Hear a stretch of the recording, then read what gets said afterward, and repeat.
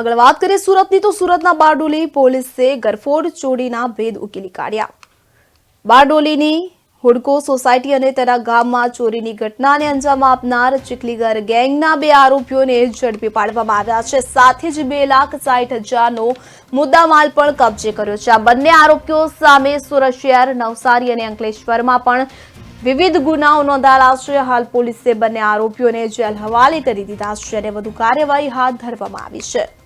આ ચોરીઓને અંજામ આપવા માટે પોતાના સગા સંબંધીઓ અલગ અલગ માણસો ને બોલાવી અને આ ચોરીને અંજામ આવેલું હતું।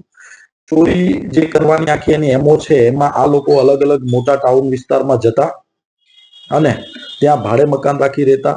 દિવસ દરમિયાન અલગ અલગ વિસ્તારમાં રેકી કરી બંધ મકાનો હોય એનો એક સર્વે કરતા અને રાત્રિ દરમિયાન આ બહારથી માણસો બોલાવી અને આવી બંધ મકાનોના ઘરના તાળા તોડી એની અંદર રહેલી મિલકતની ચોરીઓ કરવાનું અંજામ આપતા હતા।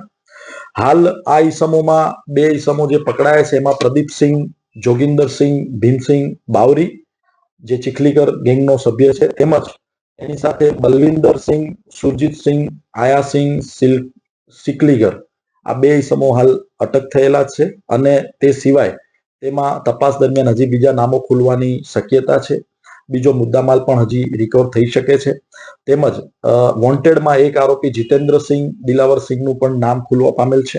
હાલે ટોટલ મુદ્દામાલ જે રિકવર થયો છે 2,60,860 રૂપિયાનો મુદ્દામાલ રિકવર થયો છે, જેની અંદર સોના ચાંદી અને રોકડ રૂપિયા રિકવર થયા છે।